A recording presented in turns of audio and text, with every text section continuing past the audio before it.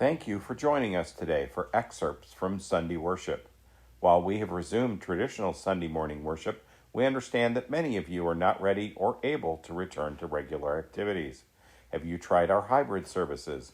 You can join us live Sunday mornings at 11 a.m. wherever you are. Ask Jen Halsey or Joyce for the access link to Sunday morning Zoom and join us in worship.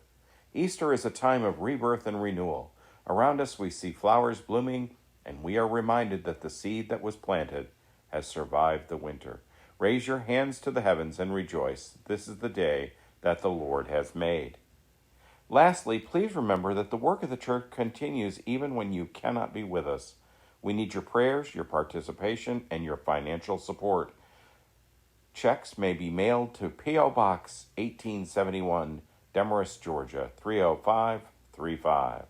We hope that you will find these weekly videos posted on both YouTube and Facebook a way to stay in fellowship with us. Once again, thank you for joining us today. We look forward to the day when we will all be able to worship and fellowship together. When we seek wisdom. And the reading today, the first reading I'm going to do, is 1 Kings chapter 2, verses 10 through 12, and then chapter 3, verses 3 through 14. Hear the word of the Lord. Then David rested with his fathers and was buried in the city of David. He had reigned 40 years over Israel, 7 years in Hebron, and 33 in Jerusalem. So Solomon sat on the throne of his father David, and his rule was firmly established. Then chapter 3, verses 3 through 14. Solomon showed his love for the Lord by walking according to the statutes of his father David, except that he offered sacrifices and burned incense on the high places. The king went to Gibeon to offer sacrifices, for that was the most important high place. And Solomon offered 1,000 burnt offerings on that altar.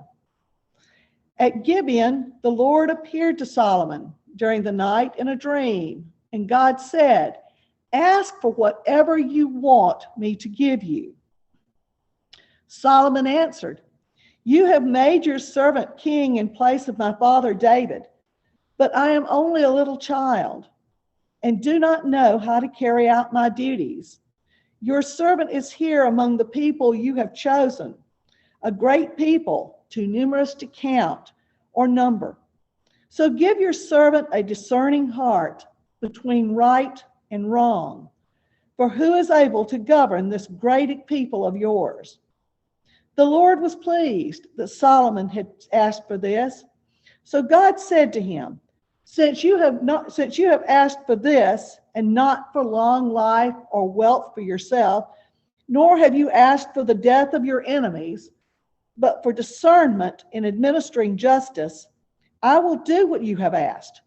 I will give you a wise and discerning heart, so that there will never have been anyone like you, nor will there ever be anyone like you. Moreover, I will give you what you have not asked for, both riches and honor, so that in your lifetime you will have no equal among kings. And if you walk in my ways and obey my statutes and commands as David your father did, I will give you a long life. God bless the reading of God's word. Oh, Solomon already had a lot of wealth, but as he pointed out, he was young and he didn't know what he was supposed to do. As they say, with great power comes great responsibility. And this young man really didn't know what to do next. He needed help. Well, he couldn't go ask his father because his father was gone. And he really couldn't go ask his brothers because they weren't exactly the most upright people in the world. And you can imagine how confused he was. And so for God to give him the choice and for him to ask for wisdom, I think that was the most important thing he could have asked for. Too bad our leaders today don't ask for wisdom. They're busy lining their own pockets. If they were given the choice, and as one commentator actually said, if we're honest, most people would ask for wealth, or they would ask for power. They would ask to live a long time with a lot of power and a lot of money. But they wouldn't ask for wisdom or discernment. Because after all, who needs that? Where does that go? And I started thinking about all the times when we think about wisdom, and God tells us to seek wisdom. Proverbs, woman wisdom set the table. And in Proverbs, we have the balance between woman wisdom and woman folly. And most people want to follow folly rather than wisdom, because folly is a lot more fun, I guess you would say. Folly is part of this world. Folly supports all the good times and doesn't worry too much about the bad times. We might say the folly people are the people who make fun of scientists and say, this is not anything, it will all pass, or it's no worse than the flu, or chicken pox. Well, we have a vaccination for chicken pox, folks, now. And yes, it helps to eradicate chicken pox. And if you've ever had shingles, or you know anybody who's ever had shingles, you know that people are eager to get the shingles vaccine because they don't want to get shingles. Same difference. But we don't seek knowledge anymore. We don't seek wisdom. We don't sit in time in discernment. We decide what we want to do, and then we go find the voices of bias that will support what we want. I thought about what popped into my head as I was reading and studying was verse 2, actually, from one of the favorite Advent hymns that we sing every Advent. And the words are, "O come thou wisdom from on high, and order all things far and nigh. To us the path of knowledge show, and cause us in her ways to go. Rejoice, rejoice, Emmanuel shall come to thee, O Israel. O come thou wisdom from on high." In James chapter 1, we read, I've got it marked, don't worry. I did have it marked. I've got too many markers in my Bible. James chapter 1, verse 5 says, "If any of you lack wisdom, he should ask of God, who gives generously to all without finding fault, and it will be given to him." Ask of God for wisdom. But to ask God for wisdom, we have to be willing to sit and listen. We have to be willing to learn and to grow. We have to be willing to continuously seek. But you know, there are a lot of people in this world who are afraid to ask questions. They're afraid to ask for knowledge. They're afraid to ask for an answer. They're afraid that if they ask, well, I might be embarrassed, or somebody will laugh at me. I can remember back in school, we were told there are no dumb questions. Well, I can tell you though, sometimes when you're teaching middle schoolers, they can come up with some. And sometimes the question is because they are high schoolers, they're looking out the window or whatever, and you've just answered the question, and the hand pops up and they ask the same question again because they weren't listening. And perhaps, as James goes on to talk about, part of the problem with us with seeking wisdom is that we're really not wanting wisdom. We say to God, we want it. We want you to tell us what to do, God. Point us in the right direction. Help us to know where we should go and what we should do. But we're really not listening because we really don't want to know. We've already got our minds made up. This is what we've got to do. This is what we need to do. And this is what we want. This is what we want. So Yes, God, I want your wisdom. Help me to discern what's right. And at the same time, turning it off, looking out the window and listening, not to God, but to the world. Psalm 34 picks up with chapter 9, with verse 9, and says, "Fear the Lord, you saints, for those who fear him lack nothing. The lions may grow weak and hungry, but those who seek the Lord lack no good thing. Come, my children, listen to me. I will teach you the fear of the Lord. Whoever of you loves life and desires to see many good days, keep your tongue from evil and your lips from speaking lies. Turn from evil and do good. Seek peace and pursue it." Now, I always have said, the fear of the Lord is the beginning of wisdom. Fear in this case means awe. Awe. Are you inspired by awe of God? Are you inspired by that knowledge, that desire to know God better? It is in knowing God and in seeking God that we find answers, that we find strength, that we find all of those things that we really need and want. But what do we seek instead? We seek wealth.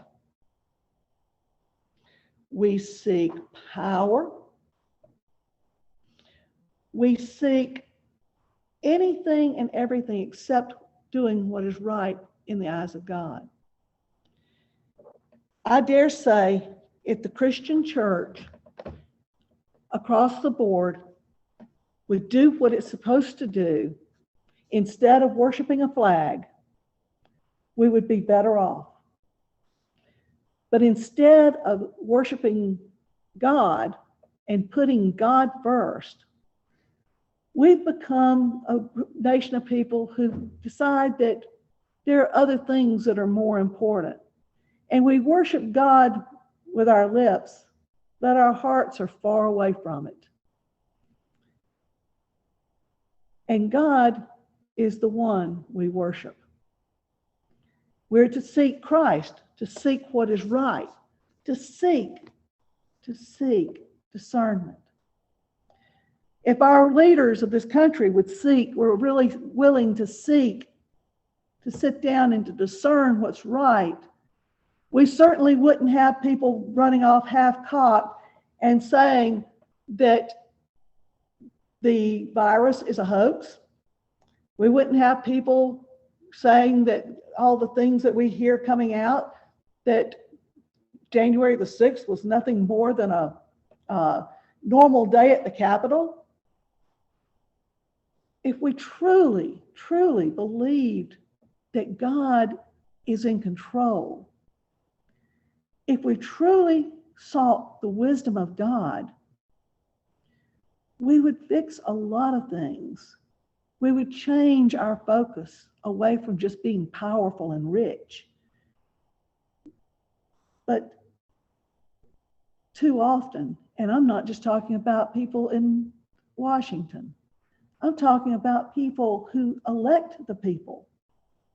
There is a certain desire to stay in control of everybody, a desire to say who's in and who's out, a desire to harm those with whom we do not agree.